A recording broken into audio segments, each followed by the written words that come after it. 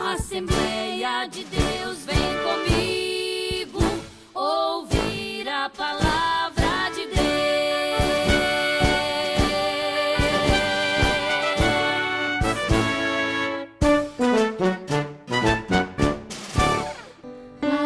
Avinu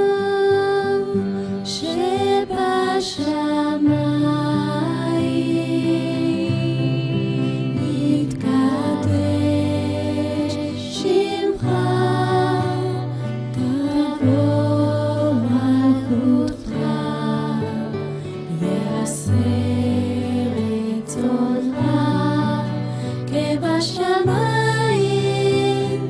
כן בארץ.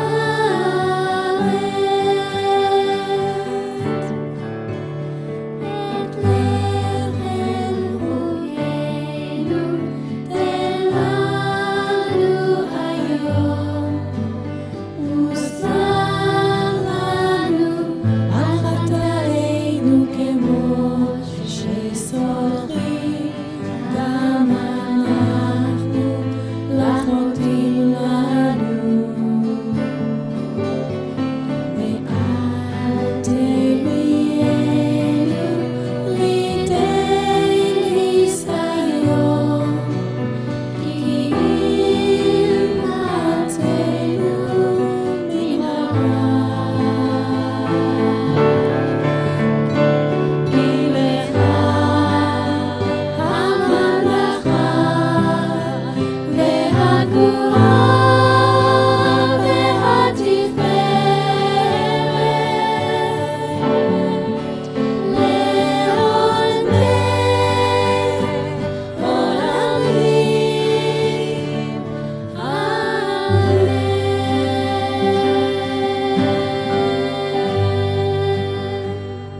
אמן. Venha abençoar nossas vidas, amém? Senhor nosso Deus, nosso Pai, Senhor Jesus eterno e poderoso, nós agradecemos ao Senhor por tudo aquilo que o Senhor tem feito nas nossas vidas, ó Pai, por tudo aquilo que o Senhor vai fazer ainda por nós.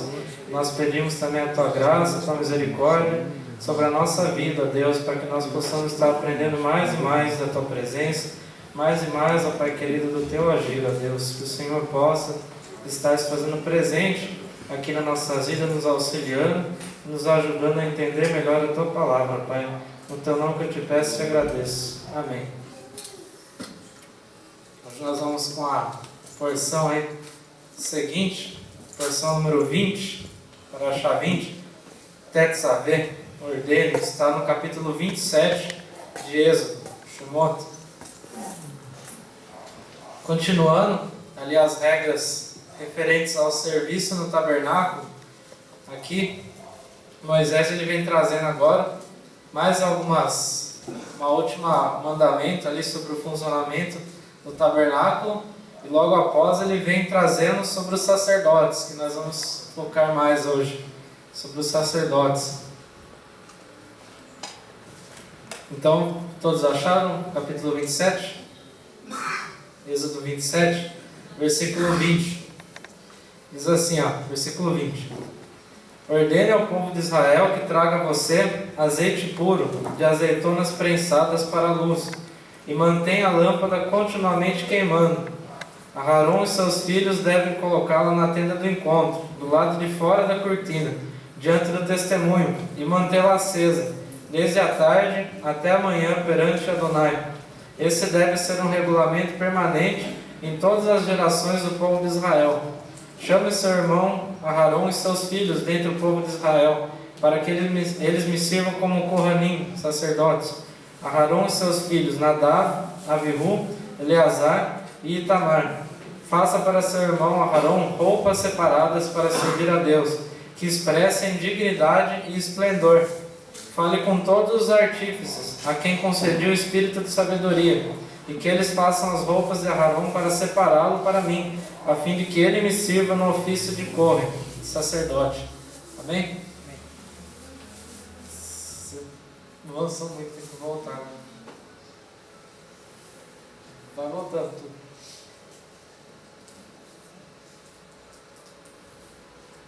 Não, desde o começo. Volta até o começo, tem que ficar no final.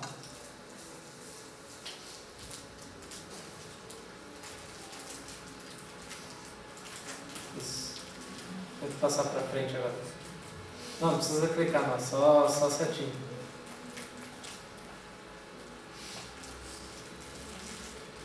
Vai voltando para trás com a setinha até voltar no começo. Vai voltando, tá apertando bastante, vai voltando. Espera um pouquinho, vamos segurar essa técnica. Programa novo, nunca tinha usado esse programa.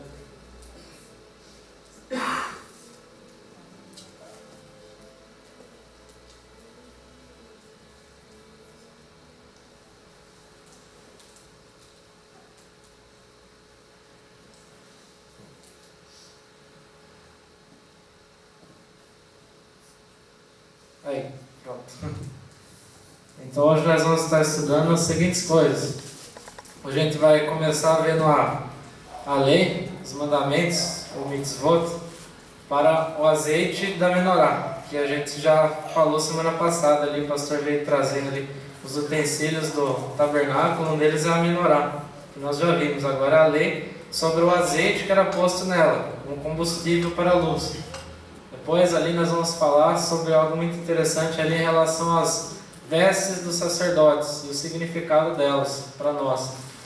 Depois nós vamos ver o processo de consagração dos sacerdotes e por último ali as leis sobre o altar de incenso, construção ali sobre o incensário. Pode passar um. Então o texto ele começa falando aqui: ordena ao povo de Israel que traga a você azeite puro de azeitonas prensadas para a luz.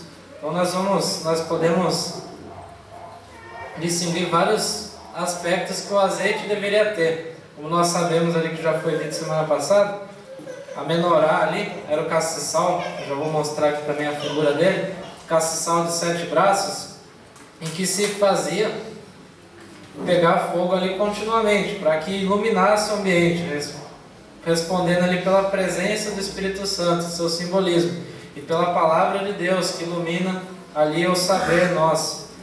E isso daí era para estar continuamente queimando. Existia então um processo através do qual os sacerdotes colocavam ali o azeite, que não era qualquer azeite, para que a menorá queimasse, para que desse a luz ali. E esse azeite era colocado logo pela manhã e no final da tarde. O da manhã ele durava até o final da tarde ali, depois na tarde ele durava até mais ou menos o meio da noite, depois na outra manhã ali eles colocavam de novo. Mas você pergunta, né? Não tinha que arder continuamente? Então por que eles colocavam a quantidade de azeite à noite, que era para durar até o meio da noite mais ou menos? Por quê? Porque diz a tradição oral que a chama do meio, quem sustentava era Deus. As outras chamas ali tinha que se colocar o combustível, o azeite, mas para expressar a presença de Deus com o povo, a chama do meio ardia ali sem o combustível, ela ardia com Deus ali. Então ela continuava acesa, sempre. E a fidelidade do povo que mantinha ela acesa, não era só o azeite. E o azeite tem a ver justamente com isso, de manter a chama de Deus acesa. Se o povo se desviava de Deus, a chama de Deus se apagava, vamos dizer assim. Isso a gente entende na história de Samuel, que já foi até mencionado aqui semana passada. A história de Samuel diz ali, quando a luz de Deus já havia se apagado, Deus falou com Samuel, depois que a luz de Deus havia se apagado ali. E essa luz ali não era somente a luz ali que eles mantinham, porque eles continuavam mantendo a luz ali, mas era a luz que Deus mantinha, a luz central ali, que era o quê? Deus falando que estava com o povo. Isso tinha se perdido na época de Samuel ali, pelo que a gente pode entender a partir dessa passagem da tradição oral. E isso fez com que Samuel, ali, chamado por Deus, restabelecesse ali o povo de Israel, porque os sacerdotes estavam corruptos. Por isso que a presença de Deus não estava ali se manifestando com eles. Eli ali e seus filhos que desobedeciam a ele também não era um bom sacerdote, ele não sabia administrar nem a sua família ali. E a presença de Deus não estava ali com eles. Agora Deus falou com Samuel, mesmo que a presença de Deus não tivesse ali no povo, para que Samuel fosse o juiz, o profeta e o sacerdote ali para o povo, para que a presença de Deus voltasse ali ao templo. E era manifesta através dessa lâmpada aí que nunca se apagava, a lâmpada central ali, simbolizando a chama de Deus na nossa vida, que ela nunca se apaga, mas nós temos que manter o que? As outras, que é trabalho nosso manter. Por isso que Deus mostrou para o povo para que eles fizessem esse combustível, para que eles pudessem estar colocando. E como nada na Bíblia é à toa, não é como muitas religiões, às vezes que tem algo, simbolismo, às vezes não quer dizer muita coisa. Na Bíblia tudo tem um significado profundo. Inclusive lá os utensílios, como o pastor descreveu que semana passada, ali, cada tábua, cada cortina, cada pano que era colocado no tabernáculo, existia um significado especial para eles. Existia um significado espiritual. E Hebreus ele vem trazer muita luz sobre esse assunto, porque Hebreus fala que Jesus, quando ele se ofereceu ali como sacrifício para nós, ele falou assim que ele fez em semelhança ao que o sumo sacerdote fazia todo ano ali para o povo. Só que ele entrou não no tabernáculo terreno, mas ele entrou no verdadeiro, Hebreus fala. O que é esse verdadeiro? É o que está no céu. Então, a partir disso a gente vem entender que as coisas do tabernáculo é uma representação do que estava no céu, não uma representação física, como a gente pode pensar de primeira mão, assim, mas uma representação daquilo que existia no céu, algo espiritual verdadeiro, que Jesus, ali, o sacrifício, o sistema sacrificial ali que foi cumprido totalmente ali na pessoa de Jesus Cristo, foi cumprido ali no verdadeiro, que é algo realmente espiritual ali que Jesus cumpriu. Jesus não entrou lá no templo físico que estava em Jerusalém. Jesus entrou aqui na presença de Deus, para se oferecer ali como sacrifício à nossa vida. Ele entrou no verdadeiro. E no verdadeiro, o que Hebreus fala? Ele intercedeu por nós. Então, todo o tabernáculo fala de Jesus, porque ele se cumpre todo na pessoa dele, o tabernáculo. E o azeite puro é algo que nós devemos colocar. O azeite, ele fala ali de nós trabalhando para que a presença de Deus se mantenha na nossa vida. A presença de Deus, ela sempre vai estar na nossa obediência, não depende totalmente da gente. Mas a parte que é devida, que cabe a nós temos que fazer. Que é o azeite puro, as azeitonas prensadas ali. O azeite, por exemplo, ali que ele era o combustível. Ali a oliveira, que muitas vezes representa Israel ali na Bíblia, a oliveira ali, representando inclusive a família de Deus ali no livro de Romanos. Nós somos enxertados na oliveira, que era Israel, sempre representando essa nação. O azeite puro, ou seja, sem mácula. O povo, dando esse azeite para Deus, ele tinha que refletir sobre isso, que tinha que ser um azeite puro. E a vida dele, para que a chama de Deus se acendesse, também tinha que ser uma vida pura com Deus. Não podia ser uma vida pecaminosa. Então eles tinham que largar todo o pecado para que desse um azeite puro a Deus. Isso não é só para o povo lá não, é para todos nós. Se nós quisermos que a chama de Deus continue ardendo na nossa vida, nós temos que dar um azeite puro para que ela venha arder. Um azeite puro sem mácula. De azeitonas prensadas, ali no original vem a palavra catite, de prensada ali, que é prensada com a mão. Ou seja, você não pode usar nenhum subterfúgio, nem nada para te ajudar ali a prensar esse azeite, que tem que ser puro, tem que ser bem prensado ali, com azeite puro tem que ser prensado várias vezes, mas ali prensado com a mão, ou seja, o esforço de você ter a presença de Deus na sua vida, não é segundo o que alguém vai fazer por você, ou que alguma ferramenta vai fazer por você, mas é você com a sua mão que vai dar esse azeite para Deus. Ou seja, ninguém está livre de fazer algo para Deus. Ninguém está livre de perder a presença de Deus se não trabalhar, se não fazer algo para Deus em troca. Ali nós temos que, com as nossas próprias mãos, construir esse azeite para dar para Deus, que é a nossa própria vida ali em consagração a Ele. Com nossas próprias mãos, ou seja, o trabalho, o esforço próprio. A sabedoria de Deus não se atinge somente com título, assim como a escolaridade não diz nada também de muitos, porque pode ter título de doutor, bacharel, terminou isso, aquilo, curso tal, mas pode ser só um título, que a gente não sabe a qualidade do ensino que ele teve, a gente não sabe se ele aprendeu de verdade ou se ele levou com a barriga. Então o título não adianta nada para a nossa vida, o que adianta é o quê? O verdadeiro conhecimento que a gente fez com a nossa mão, com as nossas próprias mãos ali, trilhando para estar com Deus ali. Por isso, prensado ali, não na prensa, como eram os outros azeites feitos para ficar mais fácil, mas esse azeite em especial era prensado com a mão. Os sacerdotes ali preparavam ele com as próprias mãos ali, prensando essas azeitonas ali.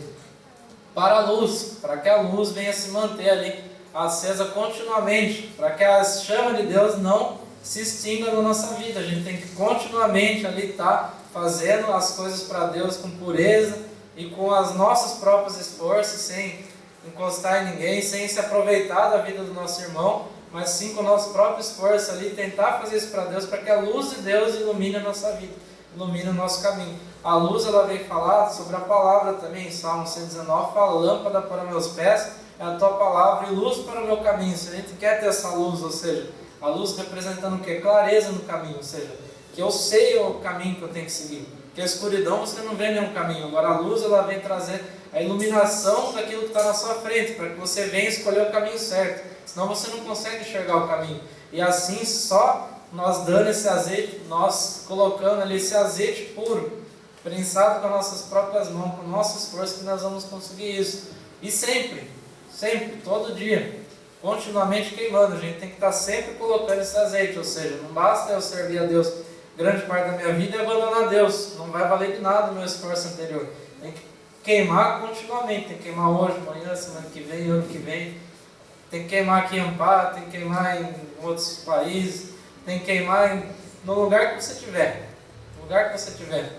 O José sempre dizia na escola dominical que crente é crente em qualquer lugar, crente de verdade. E tem pessoas que são camaleão, que cada lugar que vai se adapta ali ao lugar. Mas o cristão de verdade, ele é cristão em qualquer lugar que ele vá. Porque tem que arder continuamente no coração dele. Não importa onde ele está, o que ele está fazendo, se ele está no serviço, se ele está na escola, se ele está em qualquer lugar, na rua, em casa. A lâmpada de Deus tem que estar continuamente acesa no nosso coração. Senão nós vamos se perder nos nossos caminhos. Ali, e é facinho a gente se perder. A luz tem que guiar a nossa vida ali. Diante do testemunho ali. Diante ali do testemunho, que era o quê? A sala ali, o Santíssimo Lugar, onde havia a Arca do Testemunho, que tinha os 3 testemunhos ali da manifestação de Deus, que era o pote com maná, a vara de Arão que floresceu, e as 2 placas com os 10 mandamentos, 5 mandamentos cada uma ali. Isso era o testemunho. E para que a gente tenha testemunho, a gente precisa que a luz de Deus seja acesa na nossa vida. Desde a tarde até amanhã, perante o Senhor, perante Adonai. Isso tem que ser tudo o que? Diante de Deus. A gente tem que saber que a nossa vida está diante dele continuamente. Ou seja, Deus não está vendo você só aqui na igreja. Deus está vendo você em todo lugar, inclusive quando você está sozinho. Inclusive quando você está em um lugar que não haja mais ninguém, só você. Deus está te vendo. A nossa vida está perante Deus. Assim como a menorá estava diante do testemunho, a nossa vida está diante de Deus. E é um regulamento permanente ali, em todas as gerações de Israel, para sempre isso. Havia esse regulamento de acender ali. Hoje em dia, até os judeus eles falam que, como não há mais o tempo sagrado, você cumpre esse mandamento, isso aí é segundo eles. Você cumpre o mandamento ali, iluminando uma sinagoga, iluminando uma casa de estudos ali, eles falam isso, né?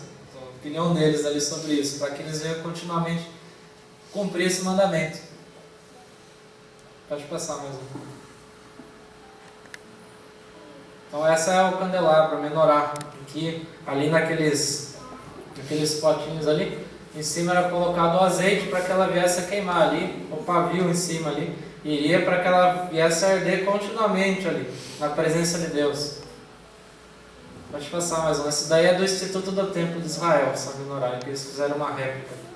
E o simbolismo ali da menorá? A palavra de Deus para a nossa vida, a busca da sabedoria de Deus. A palavra ela quer dizer o quê? A sabedoria para essa vida.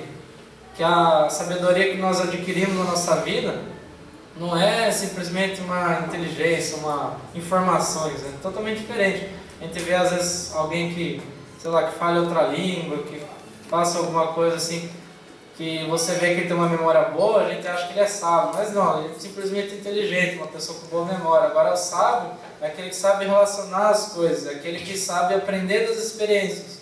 Por isso que muitas pessoas mais velhas são muito mais sábias do que alguém que acabou de se formar no doutorado, que é doutor já. Tem muita gente mais velha que nunca teve um estudo de escola ali superior, mas que é muito mais sábio do que quem teve. Por quê? Porque ele já aprendeu com a experiência da vida. Muitas vezes quem teve, que é doutor, mestre, alguma coisa, não tem experiência da vida e vai ali bater com a cara na parede, enquanto aquele que teve a experiência não vai fazer isso. Então a sabedoria não indica a escolaridade que você tem, o grau de conhecimento, de informação que chegou até você.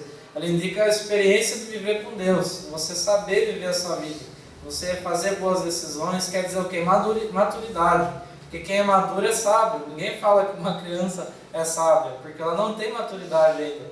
Ela está crescendo, ganhando maturidade. Quem que eram os sábios de Israel? Eram os anciãos. Eram os anciãos. E eram quem? As pessoas mais velhas da comunidade. Eles eram os sábios ali, ditos. E eles que aconselhavam os mais jovens ali, aos conselhos. Por quê? Porque eles já tiveram uma experiência maior, tem mais maturidade para isso. Maturidade também não tem a ver com a idade, não tem nada a ver. Maturidade tem a ver com o quanto a pessoa buscou aprender com a sua experiência. Porque a Bíblia chama de tolo. Em Provérbios é aquele que tem experiência, mas nunca aprende. Aquele que erra, ele vê que está errado, ele vê que deu tudo errado na vida dele, mas ele continua fazendo o mesmo erro. Provérbios chama de tolo. E o sábio, o que Provérbios diz ali? O sábio é aquele que aprende com as experiências dele. Provérbios todos ali falam da distinção entre o sábio e o tolo. Ali vários versículos de Provérbios falam: o tolo faz isso, o sábio faz ao contrário. Essas distinções ali dos dois. E o conhecimento de Deus é acessível para todo mundo. Não importa onde você esteja ali e o quanto você sabe de outras coisas lá fora, mas é acessível a você. O Evangelho, ele é para os eruditos, mas ele também é para os simples, ele é para todos. Ele não é restrito a uns, como era há muito tempo atrás, na Idade Média, por exemplo, que só quem podia ler a Bíblia, ter acesso à Bíblia, eram os sacerdotes, eram os padres, os bispos. Hoje em dia, mais não, porque hoje tem na internet, no celular, em qualquer lugar, a Bíblia. Muitos países não têm, isso é verdade. Muitos países não podem chegar à Coreia do Norte, que é uma ditadura comunista, ele não deixa nem a Bíblia, nem nada que seja ocidental chegar lá, porque é um país totalmente fechado. Os cristãos lá têm que se reunir em subsolo, têm que se reunir em lugar escondido para poder cultuar a Deus e às vezes trocar um versículo só, que é o tempo que eles têm para trocar. Mas nós aqui temos toda a oportunidade do mundo e você pode aprender muito.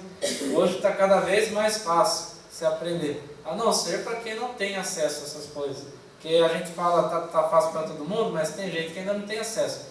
A gente fala que todo mundo tem internet, nem todo mundo, tem muita gente do mundo que não tem internet, não tem acesso à informação.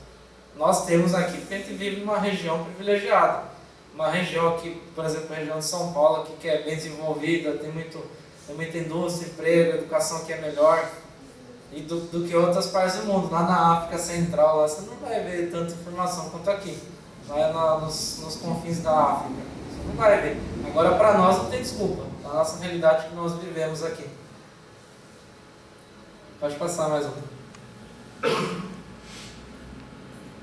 E uma festa ali que tem muito esse simbolismo. Essa festa aqui é uma festa mais histórica, não é bíblica.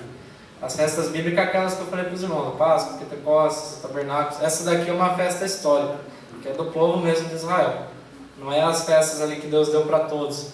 O Hanukkah, que quando nós estamos comemorando Natal, eles estão comemorando o Hanukkah. O Hanukkah é um fato que aconteceu ali no período entre o Primeiro Testamento e o Segundo, na época ali dos Macabeus. Inclusive na Bíblia Católica tem o Primeiro e o Segundo Macabeus, que é referente a esse período ali. E é um acontecimento que aconteceu um milagre ali com Deus. A gente sabe, algumas revistas da Escola Dominical, a que tratou de Daniel falou sobre o antigo Epifânio, que profanou ali o templo de Israel, ali se proclamando Deus, colocando imagem de Zeus ali no templo. Isso foi profanado o templo. Só que quando os Macabeus, que foi uma rebelião dos alguns judeus ali da família dos Macabeus, que Macabeus quer dizer martelo ali, o Judas Macabeu, que foi o líder da revolta, ele conseguiu expulsar aqueles que estavam tomando conta da Palestina ali, que estavam querendo colocar a cultura grega e fazer o povo engolir, que eram os ídolos, os deuses. Tem coisa boa da cultura grega também, mas eles queriam idolatria também. E esse antigo Epifânio e outros imperadores profanaram o templo. E quando eles conseguiram expulsar os invasores dali, eles foram dedicar o templo de novo para Deus. Então quando eles foram dedicar, eles se dedicaram a Menorá também. Só que como o templo já havia sido devastado e ficou muito tempo sem a administração dos sacerdotes, porque ele tinha sido profanado, não tinha azeite desse tipo de azeite que eu falei para os irmãos, não tinha suficiente, só tinha um pouquinho. O suficiente para um dia ali, para um pouquinho só. E Deus fez um milagre. Deus fez com que durasse a luz, com aquele pouquinho de azeite que eles tinham, Deus fez durar até eles conseguirem fazer outro azeite, naquela luz ali, naquele tempo. Isso daí é comemorado até hoje, esse feito aí da dedicação do templo, a festa da dedicação, que inclusive era comemorada até nos dias de Jesus. Já essa festa da dedicação, quando eles rededicaram o templo a Deus, que havia sido profanado pelos pagãos. Então é um milagre que eles comemoram até hoje. Pode passar mais um.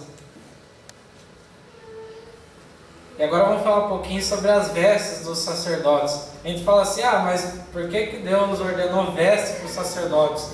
Porque hoje em dia aqui, como não existe mais o templo sagrado, às vezes nós achamos que a veste do sacerdote será um terno e gravata, né?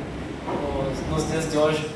Que às vezes quem tem mais autoridade geralmente usa terno e gravata, o empresário, o pastor e o presbítero, né? Pessoas que têm uma certa autoridade ali, diácono, que usa ali a roupa social. Mas Deus ordenou essa roupa não para só falar da autoridade, como o terno é para dizer que a pessoa tem uma certa autoridade, para isso que é usada a roupa social.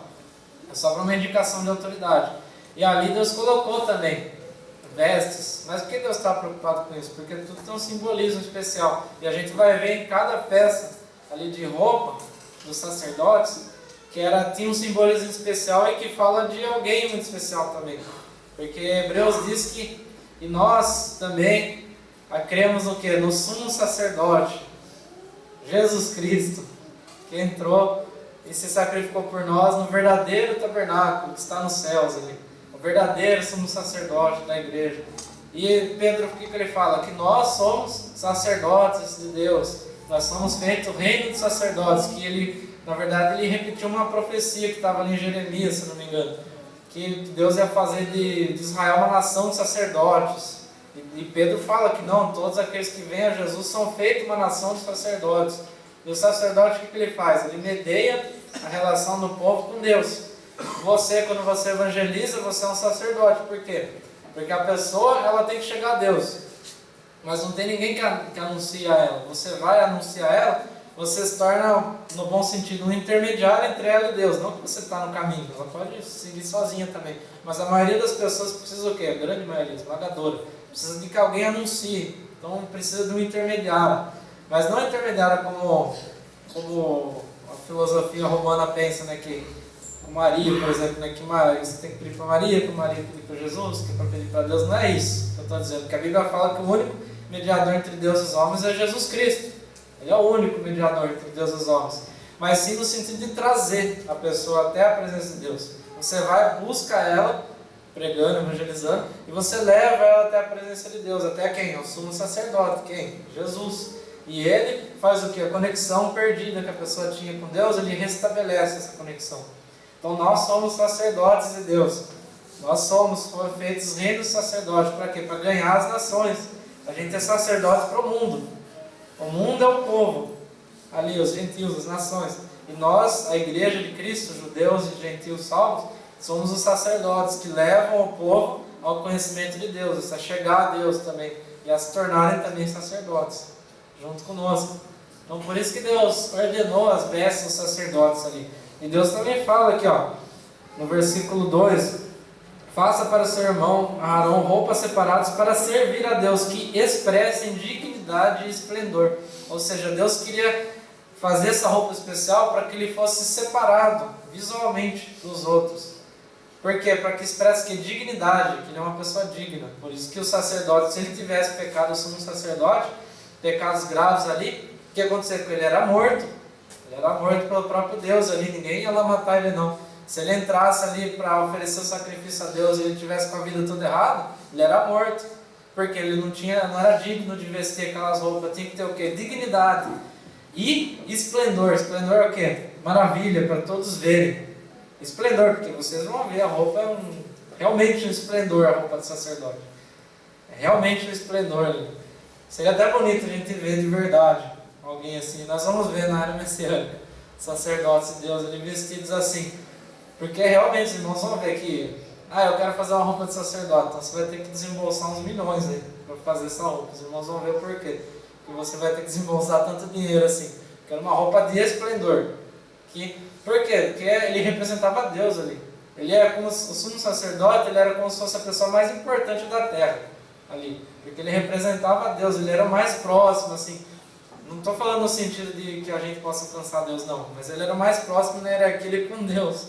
Ele era aquele que respondia pelo povo. Inclusive, os irmãos vão ver o simbolismo aí, que ele carregava o povo nas costas. Simbolicamente, claro. Então, a veste do Kohen, então para os irmãos aprenderem aqui no hebraico, Kohen é sacerdote.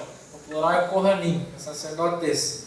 Então, o Kohen comum, porque tinha o sumo sacerdote, o Kohen Gadol, tudo que termina com Gadol é principal, é o chefe ali, por exemplo, tem o talit, que é o vestimento normal, tem o talit Gadol, que só pode usar quem for casado, pai de filhos ali. Aí tem o talit que é maior, então sacerdote maior, Kohen Gadol, sacerdote superior, o principal. É como se fosse o arque que a gente tem aqui no português, o arqui-inimigo, o arcanjo, que é o anjo principal, é parecido. Então, o Kohen comum, que o sacerdote também usava a mesma veste, só que ele usava outras por cima, ele usava 4 coisas, enquanto o sumo sacerdote usava 8. Além dessas aqui, ele usava mais 4. Uma calça comprida, que Deus falou assim, para que ninguém veja a tua nudez, e por isso Deus fez rampa também. Isso que eu estou falando não é que eu tirei da minha cabeça. Deus realmente fala ali, para que ninguém veja a tua nudez. Ali, quando que o sacerdote, ali, a roupa antiga, não é como a nossa hoje, que é calça, né? Os homens e as mulheres usavam como se fossem os vestidão ali, que é a túnica que usa até hoje lá no Oriente Médio, os árabes usam, e alguns judeus ali usam também. A túnica, que é uma veste ali que ela é aberta, ali, como se fosse um vestidão mesmo, que vocês veem nos filmes antigos ali. Até muito tempo atrás se usava isso. E a calça comprida era para aquele, era como se fosse a roupa de baixo. Você vê até naqueles filmes da época do Brasil Colônia, que as mulheres tinham aqueles vestidões lá, embaixo ela sempre usava uma calça também, que era para que ela não visse a nudez dela. Aqueles vestidões armados que elas usavam, que tinha as anquinhas, né, que eram as armações ali, que as pessoas usavam antigamente, aqueles vestidão grande lá, ela sempre usava uma calça por baixo. Para quê? Porque, sei lá, subisse uma escada num lugar alto, ninguém visse a nudez dela. Ninguém visse. Era as roupas de baixo, né? Porque hoje em dia a roupa de baixo é calcinha e cueca, né? Mas na época era calça a roupa de baixo, uma calça mesmo. Uma calça que ia até o pé. E o sacerdote precisava disso, porque ele tinha uma santidade especial ali a Deus. Não podia mostrar ali. A Bíblia fala para que ele não mostre a sua carne. Para a sua carne não ficar à mostra. Por isso que Deus, já li isso aqui com os irmãos, quando foi construir o altar, ele mandou construir rampa no altar. Porque rampa, com o degrau dá para ver. O degrau eleva a pessoa e quem está embaixo vê, por baixo da túnica. Deus fez com que fosse rampas. O pastor mostrou ali, quem prestou atenção na animação 3D, é 4 rampas que vem no altar ali. 4 rampas que chegam ali. Para que não visse a nudez, rampas de terra ali que faziam de madeira. E um cinturão também, usava um cinturão ali como as outras pessoas, só que esse cinturão ele era bem comprido. Na verdade ele tinha vários metros de comprimento e ele era enrolado ali. A Bíblia aqui acho que traz o comprimento aqui no versículo aqui que traz parece que eram, se não me engano, uns 9 metros, alguma coisa assim. Depois, se eu achar que eu falo para os irmãos. Esse cinturão era enrolado, que era aquele vermelho ali que está na foto. E um turbante também. Um turbante que eles colocavam na cabeça ali. Esse turbante.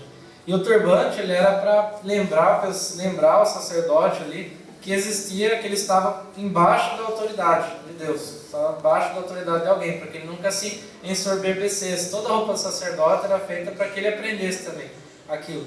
E o turbante, que é como se fosse um chapéu ali, um chapéu oriental, do Oriente Médio ali, ele era para lembrar que existia sempre alguém acima. Não é aquele turbante enrolado lá, mas sim um chapéu mais armado ali, que eles usavam, alguns árabes usam só aquele pano mais acima com uma faixa aqui, grudando na cabeça, existem vários tipos ali. Já vou mostrar qual que era do sacerdote ali. E o sumo sacerdote usava um turbante especial, pode passar mais um. E o Kohen Gadol, então, sumo sacerdote. Um chapéu diferente ali do turbante comum. E além dos itens que o sacerdote usava, ele usava outros também. Ele usava uma placa que cobria o peito, que é o peitoral, que tem as 12 pedras desse peitoral. Ele usava um manto por cima da túnica dele, ele usava um manto ali de ouro, com fios caros ali. um avental ali que ele usava e uma faixa para a cabeça ali com uma insígnia, dizendo separado para Deus. Ali na testa dele ele usava essa faixa. O Kohen Gadol. Pode passar mais um. Então aqui tem um esquema aqui do sumo sacerdote. Ali na tela, não sei se os irmãos estão enxergando bem. Ali tem um esquema ali, então dá para ver o avental ali que ele usava. Aquilo que está no peito dele ali, o peitoral. Usava 2 pedras ali no ombro que fazia parte do manto. E as vestes comuns ali. Você vê que o fio aqui é de púrpura, é cor azul escuro, púrpura. Isso daí era tirado de um molusco lá que existe na costa de Israel, lá um polvo. Eles extraíam a tinta do polvo ali para tingir esse tecido. Era muito caro esse tecido ali. Era, se não me engano, é o anil, a tinta que o polvo. Anil, né? Anil azul. Anil, né? Anil azul ali que ele tirava ali do saco de tinta do polvo que ele usa para se defender, né? Quando assusta o polvo, ele joga a tinta ali. É uma glândula que ele tem. Eles tiravam essa glândula do polvo e faziam tinta ali. Então é muito caro. Tinha que pescar o polvo ali. O polvo não tem 2 litros de tinta com ele, tem um pouquinho só. Então tem que ir vários polvos ali. Por isso que era algo caro ali para se fazer. E só existe ali na costa do Mediterrâneo, no Israel mesmo, ali, esse molusco. E ali a gente vê também as outras peças ali do turbante, aquilo que ele tem na cabeça ali, você vê uma faixa dourada, que é a faixa que ele usava, que estava escrito em hebraico ali, separado para Deus. Ele era santo para Deus. Pode passar mais um. Pode passar mais um slide.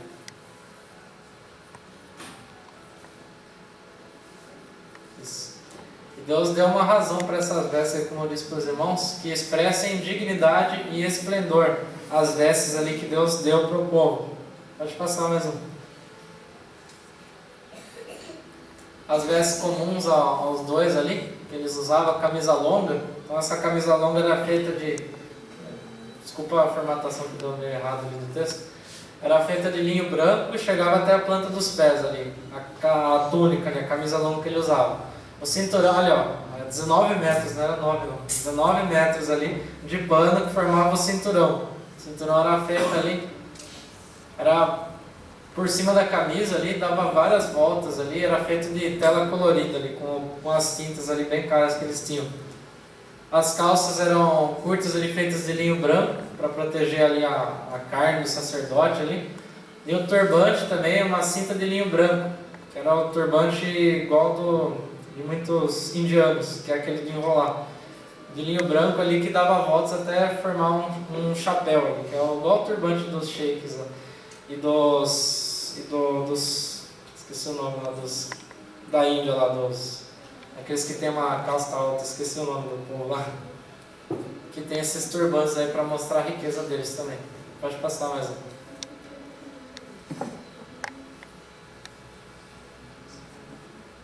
Então os turbantes aí que eram feitos várias voltas ali de tecido ali para lembrar o sacerdote que ele não estava ali por ele, mas que ele tinha algo acima. Hoje em dia, para lembrar disso daí, os judeus o que eles fazem? Usam o kippah, que é para lembrar do turbante do sacerdote.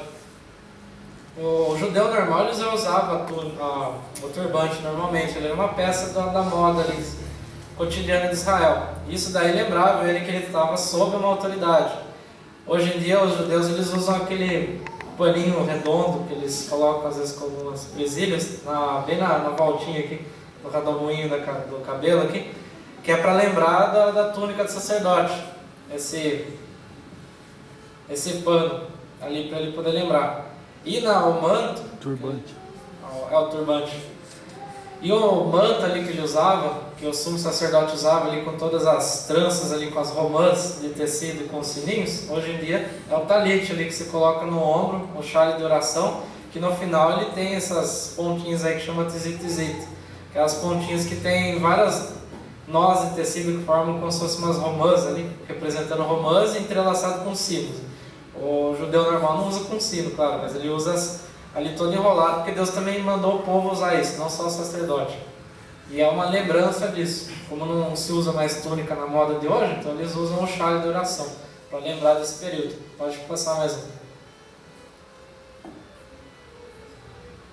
Isso. Então o manto ali, ele é o manto que cobria ali além da túnica, e na pontinha dele que você vê ali embaixo tinha alguns fiozinhos, que eles eram esses fiozinhos que tinham romãs. Romã para representar fruta, só que não era fruta de verdade, ele era uns nós que eles davam ali para representar como se fosse uma romã ali pequenininha. E a romã, entrelaçada com ela existiam sinos, os sininhos, existiam alguns sininhos ali, era uma romã, um sino, uma romã, um sino, uma romã, um sino. Ali que ele existia nessas dobrinhas ali no final ali do tecido. E os sinos, eles serviam para avisar as pessoas que o sumo sacerdote estava fazendo o serviço de Deus. Então as pessoas ouviam o sino, sabiam que ele estava lá oferecendo sacrifício a Deus, que estava fazendo algum serviço a Deus. E também porque o costume na época era de quando você entrava na presença do rei, você tinha que ser anunciado. Então, quando você entrava na presença do rei, anunciava você, ó, tal fulano veio falar com vossa majestade. Daí a pessoa entrava, era anunciado. E como Deus é o rei de Israel, é o rei supremo de Israel, os sinos também serviam para que quando ele entrasse no lugar santíssimo, anunciasse a presença dele, como se estivesse anunciando a vinda dele para um rei. Ali quando ele entrava no lugar santíssimo, esses sininhos alertavam, assim, no sentido simbólico a Deus que ele estava chegando ali. Ele estava chegando ali no lugar santíssimo. Então era um momento de anúncio, que ele estava sendo anunciado a chegada dele ao rei, que é Deus, rei supremo do universo. E avisado também o povo ali do serviço dele. E essas romãs ali, que ficavam também não só no sumo sacerdote, mas na veste da população comum também, que Deus mandou fazer tzit, nas roupas ali, eles faziam isso daí, significava os mandamentos de Deus ali, que havia 613 ali dessas romãs ali na roupa ali, daqueles, se for feito ortodoxamente ali. Eram 613 representando os 613 mandamentos ali de Deus. E a gente lembra também de uma passagem, hoje em dia é o chale, né? Mas antigamente ali na época eles usavam, era toda aqui na altura do pé, no manto. A gente lembra da passagem da mulher de fluxo de sangue, que ela, quando ela viu Jesus, ela quis tocar na orla do manto de Jesus. E o que é essa orla do manto aí? Malaquias, ele profetiza assim, que o sol da justiça resplandecerá e nas suas asas virá cura e salvação. As asas ali é a orla do vestido, que é a mesma palavra ali usada para asas. Então, a mulher entendeu essa profecia. E ela entendeu que se ela tocasse na orla do manto do Messias, que estava na profecia do Messias, se tocasse na orla do manto dele, ia haver cura embaixo das suas asas. Por isso que ela teve a motivação de tocar na orla do manto de Jesus. Não foi à toa, ela não fez da cabeça dela. Ela viu numa profecia de Malaquias isso. Malaquias profetizou que o sol da justiça resplandecerá e debaixo de suas asas a cura. Então ela falou, ó, ela entendeu a asa como todo judeu da população entenderia, né, a orla do manto ali do vestido. Até porque quando Deus fala ali debaixo das asas, no Salmo 91, é como se Deus pegasse ali o manto dele ali e fizesse você ficar dentro. Como se fosse assim a jaqueta, né, que hoje em dia a gente faz. A gente vai aquecer alguém, uma criancinha, né, a gente pega e coloca em volta dela. Então é esse o movimento ali que, não é que como um anjo assim, que vem com as asas, igual a gente pensa. O Salmo 91 fala, debaixo das suas asas eu estarei seguro. Então, debaixo aqui do manto de Deus. Você está ali, Deus, como se ele estivesse se esquentando ali. Ele te pega, ele te protege ali com o manto dele, que é isso. E na borda do manto tinha as tzit, que foi onde a mulher do fluxo de sangue tocou e foi curada. Então, por isso que Jesus fala, virtude de mim saiu. Alguém me tocou diferente, porque de mim saiu virtude. Então ele olhou para ela ali, ela, não fui eu, Senhor. Então vai, que a tua fé te salvou. Vai em paz, que a tua fé te salvou ali. Então a gente entende por que ela queria ir. E se a gente não entende isso, a gente fala, ela foi à toa, né? Ela pensou, né? Igual a gente pensa como se fosse um cristão de hoje em dia, né? Que acha que o paninho ungido, não sei o que ungido lá, e foi tocar em Jesus, porque na cabeça dela ela achou, mas não, ela foi pela profecia ali, pela profecia. É claro que ele entendeu a profecia de maneira literal. A profecia era algo metafórico, claro. Mas na simplicidade dela, entendendo literalmente o negócio ali, Deus fez um milagre nela. Mesmo na simplicidade, entendendo de maneira literal aquilo. Então ela era uma pessoa simples do povo ali. E ela entendeu aquilo de maneira literal, como uma pessoa às vezes que vê, por exemplo, a mão de Deus está sobre a minha vida, daí às vezes a pessoa simples lá pensa que Deus está com a mão mesmo, assim em cima, né? Então Deus tem, às vezes até confunde com as pessoas, Deus tem 1 milhão de mãos, então, né? Porque ele tem mão sobre a vida de todo mundo. Aquilo lá é uma metáfora. Isso daí uma pessoa simples não vai entender, que é uma metáfora, isso daí do cuidado de Deus.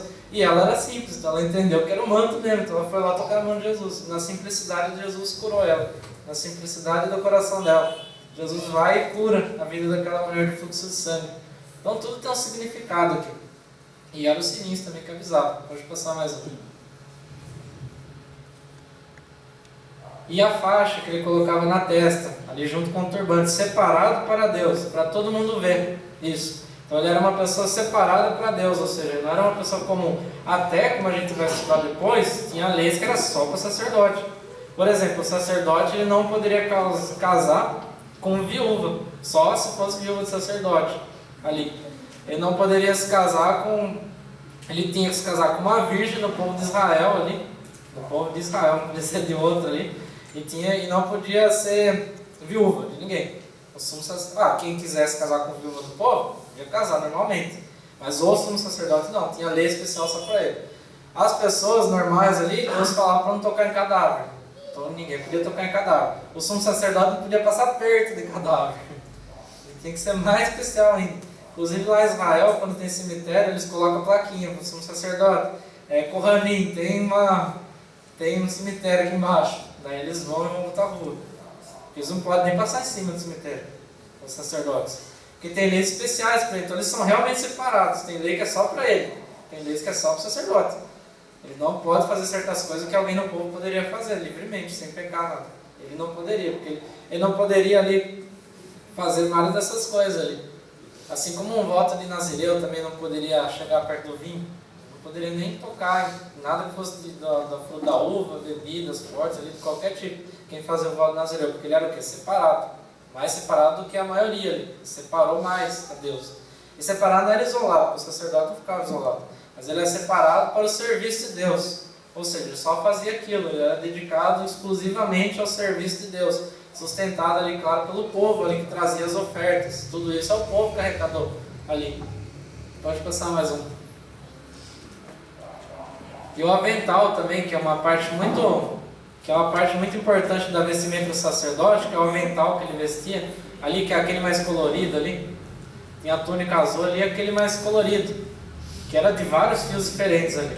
Fio daquele molusco que eu falei ali, do anil, de outras coisas também, era tingido. Então era uma roupa colorida ali, chamativa mesmo, para dar o esplendor. E aqui nos ombros, aqui ó, ele tinha 2 pedras de ônix. Ônix é essa pedra que eu coloquei embaixo aí. É uma gema, uma pedra preciosa. E em cada uma, em ordem de nascimento, tinha os filhos de Jacó. Tinha representando as 12 tribos de Israel. Lembra também que os 2 filhos de José foram considerados filhos de Jacó. Eu falei para os irmãos aqui quando eu preguei sobre essa parte. Os seus filhos agora são meus filhos ali, segundo o que é a herança, que eles herdaram também o povo ali. Então são 12, apesar de Jacó só ter tido 10. Os filhos de José foram considerados como dele ali. E nessas pedras ele carregava, então, 6 nomes da tribo de Israel em uma, 6 na outra. Então ali, Naftali, Ruben, Gad, Azer, Judá, Benjamim, todos esses nomes. E o que isso queria dizer? Responsabilidade, que está acima dos ombros. Então ele carregava o povo, a responsabilidade do povo estava sobre ele. Assim como nós falamos, por exemplo, que o povo da igreja está sobre a responsabilidade do pastor. Então está sobre os ombros a responsabilidade, porque ele está como se fosse carregando mesmo o povo. E também porque ele representava o povo diante de Deus. Então, ele ia lá e representava o povo. Então isso queria dizer para ele, lembrar sempre que ele tinha responsabilidade. Israel todo estava nas costas dele. Então para ele lembrar dessa responsabilidade que estava nos ombros.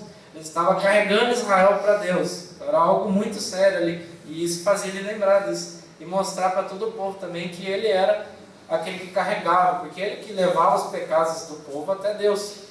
E fazia o sacrifício ali no dia do perdão ali, que ele chegava e entrava uma vez por ano no lugar santíssimo para sacrificar. Ele ia representando o povo. E aquilo simbolizava isso, que ele representava o povo. Assim como Jesus se sacrificou por nós também, levando o que nos ombros? O nosso pecado, a nossa culpa, tudo aquilo que nós fizemos errado, ele também levou, porque ele é o nosso sumo sacerdote. E se sacrificou por nós ali naquela cruz, levando o que? Toda a responsabilidade nas costas. Então, como a gente fala, que muitas pessoas já foram crucificadas também, inclusive muitas foram crucificadas e continuaram vivas. Então você pensa que o sofrimento de Jesus, é claro que ele também foi batido, o sofrimento físico de Jesus foi muito, mas físico, já teve gente que passou pior do que dele, já teve. Mas um sofrimento espiritual, a responsabilidade que estava sobre as costas de Jesus do nosso pecado, esse sofrimento ninguém passou. Porque esse foi o maior sofrimento de Jesus, foi o quê? Carregar o nosso pecado. Se ele só tivesse morrido, o ladrão da cruz morreu também ali na cruz. Apesar de não ter sido tão surrado quanto Jesus. Mas ele tinha o que, Jesus? Nós nas costas. O nosso peso da nossa culpa nas costas dele. E isso que pesou ali para ele na cruz. Ele levou a nossa culpa. O que Romanos fala? Ele levou os nossos pecados. Isaías fala, ele levou as nossas transgressões sobre ele, nos ombros. Então isso que quer dizer, levar nos ombros. Responsável. Ele ficou responsável pela nossa culpa diante de Deus. Por isso um sacerdote tinha isso. Você vê que Jesus está em tudo aqui. Em tudo se cumpre em Jesus. Pode passar mais um.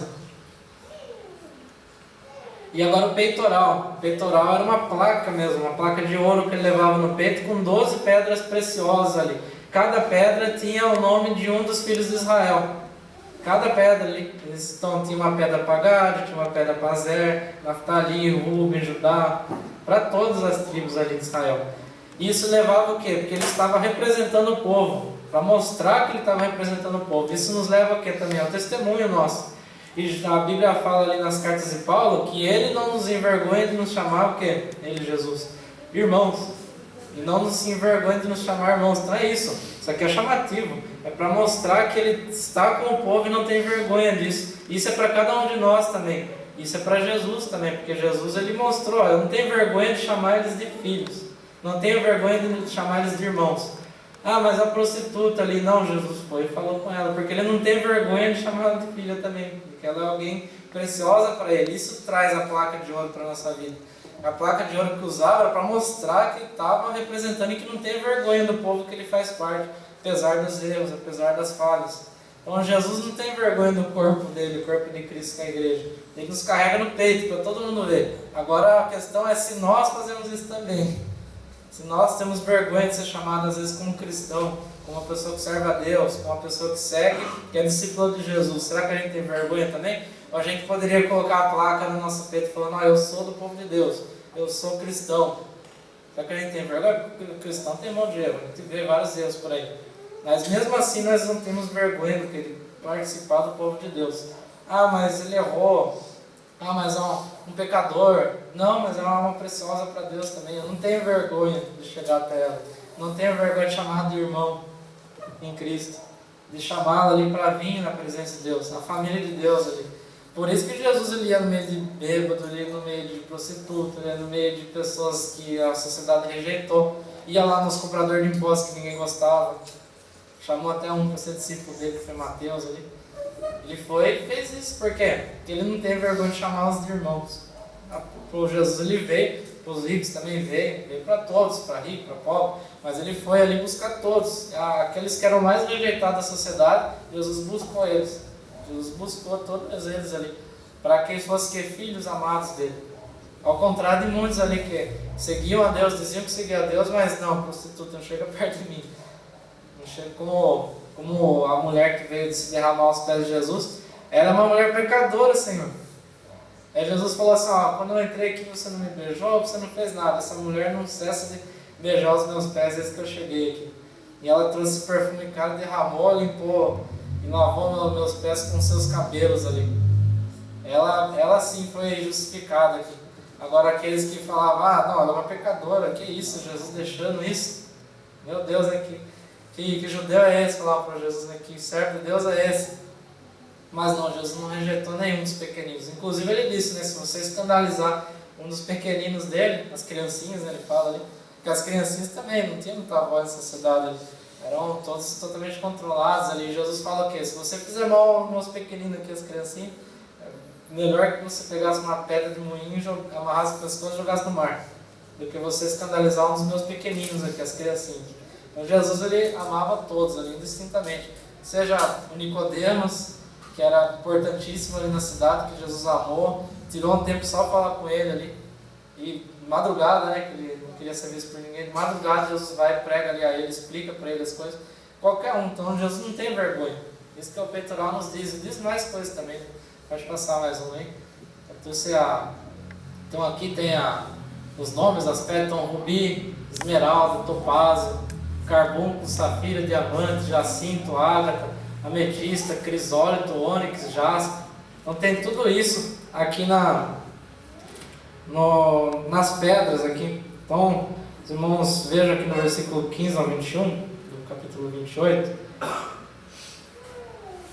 Aqui, ó, ponha nele em caixas de pedra, 4 fileiras de pedras. Então nós vamos ver aqui, ó. Pode passar mais um slide. As pedras preciosas ali que eu peguei.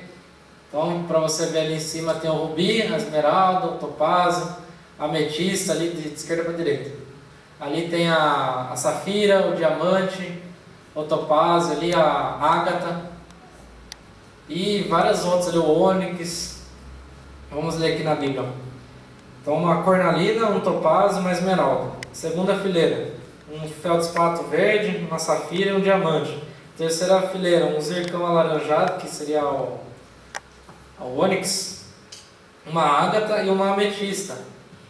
A quarta fileira, um berilo, um ônix e um jaspe. As pedras devem ser fixadas em caixas de ouro. As pedras corresponderão aos nomes dos 12 filhos de Israel. Elas devem ser gravadas com os nomes deles, como se grava um selo, para representarem as 12 tribos. Isso quer dizer o quê? Por que Deus colocou tantas pedras preciosas ali? Primeiro que Ele colocou pedras diferentes. Ele podia colocar tudo ouro, tudo ônix, tudo diamante.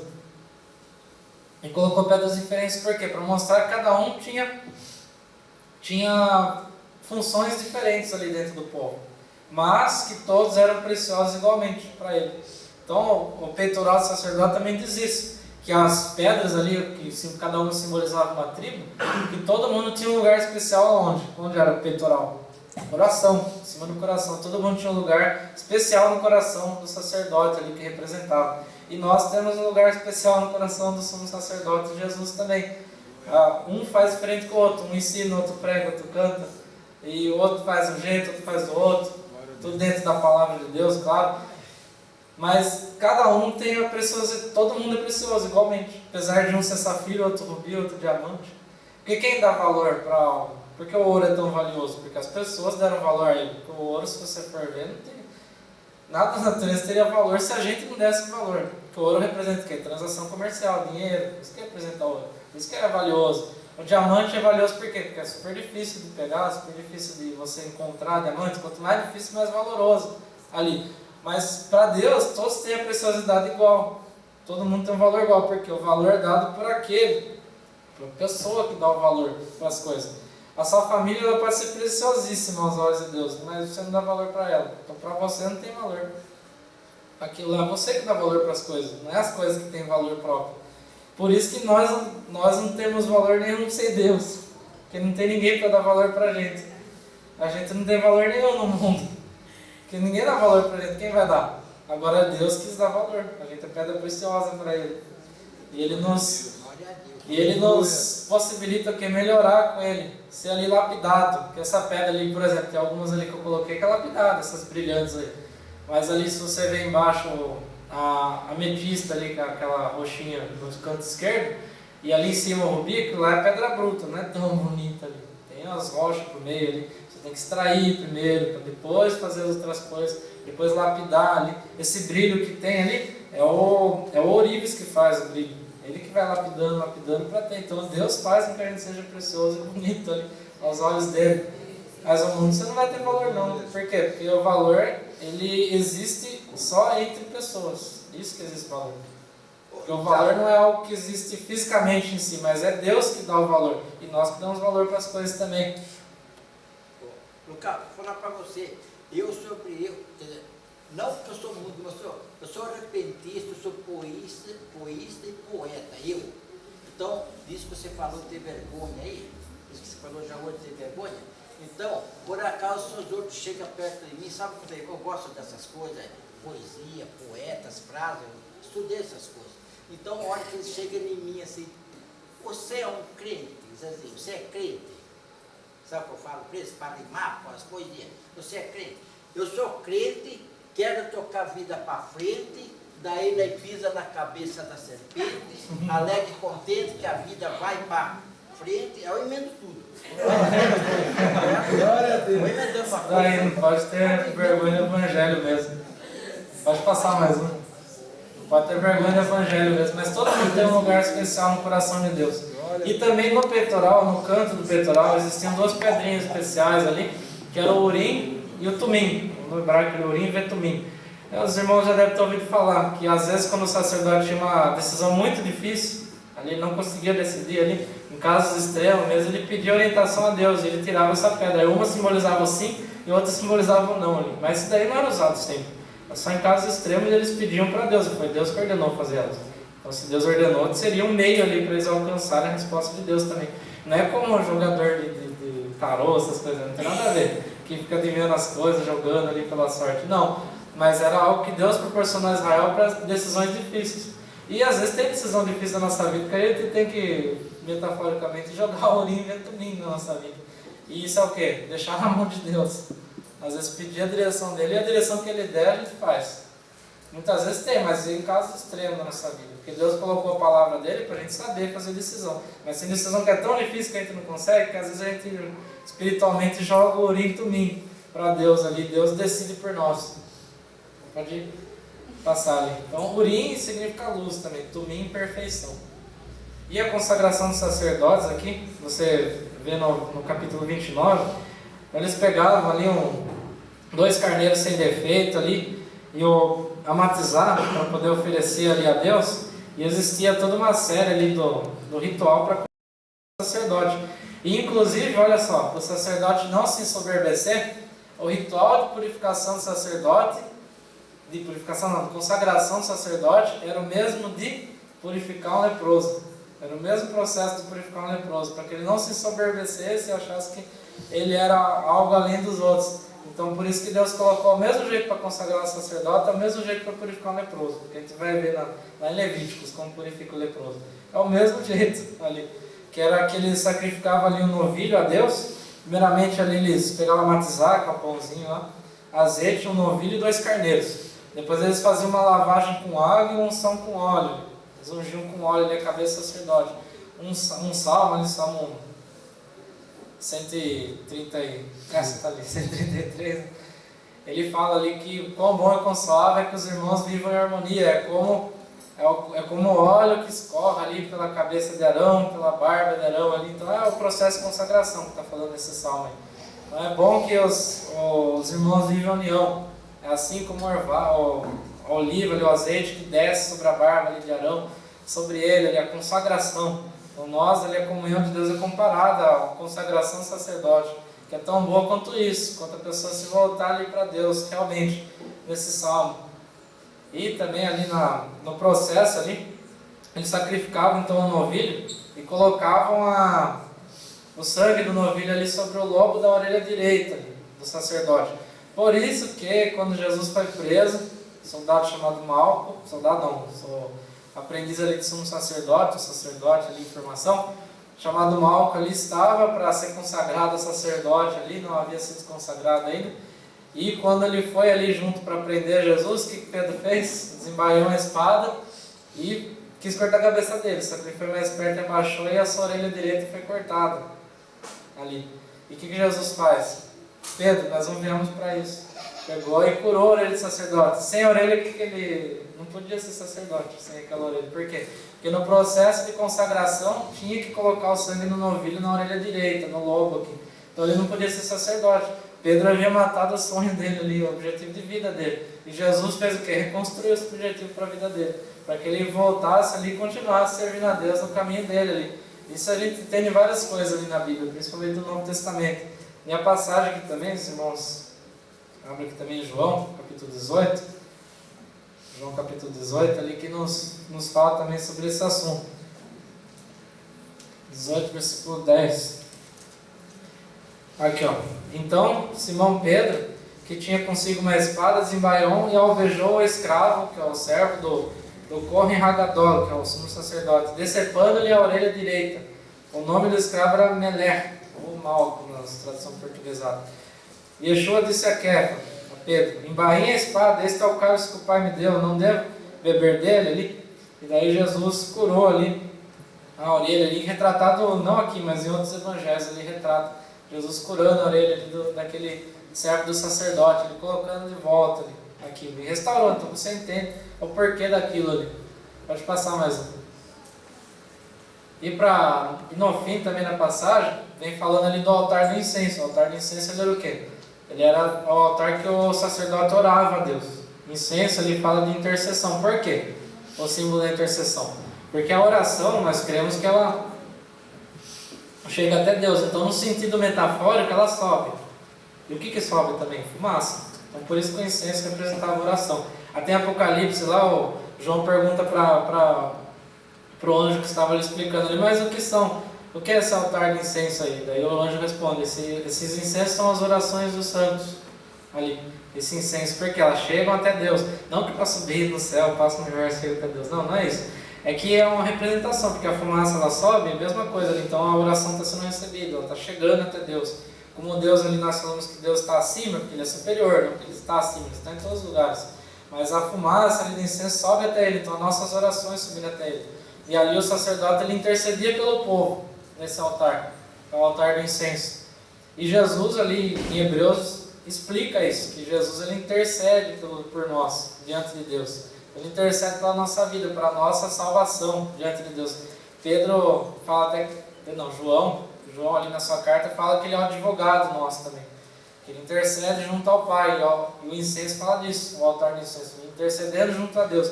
Ficava bem na frente da cortina, que ia para o lugar santo. Então, ali uma intercessão a Deus, a nossa oração chegando até Deus como incenso. O incenso é o quê? É algo para um cheiro suave, um cheiro bom ali chegando até Deus.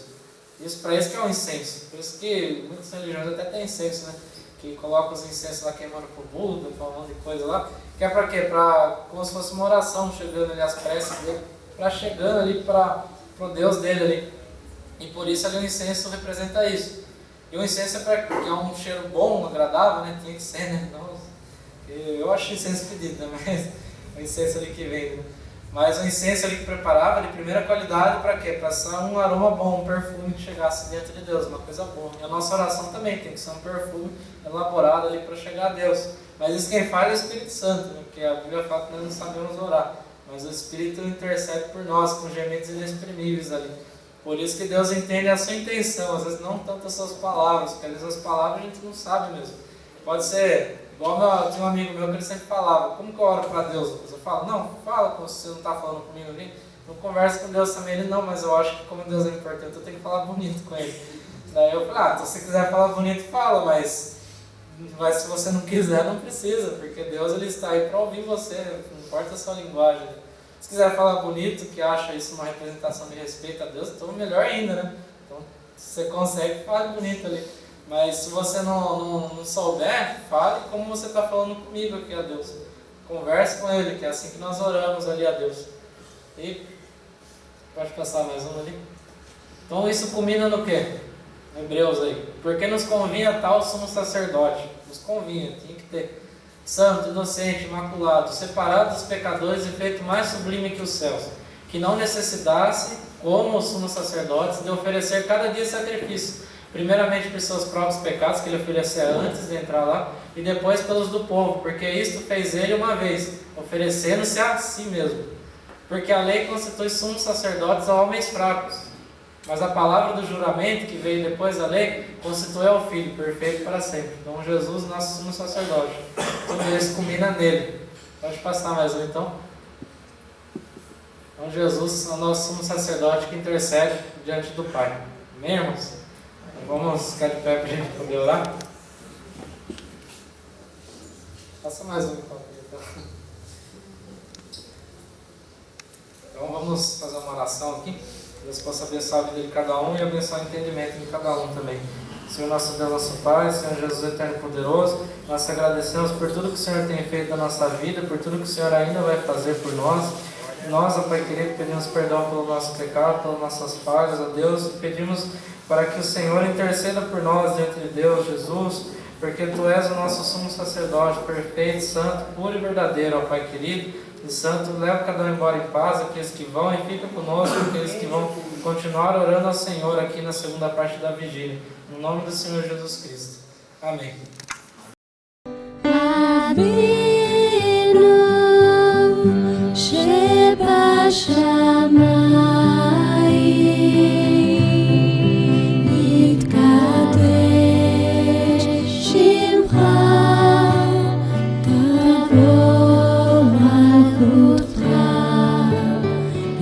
Spiritual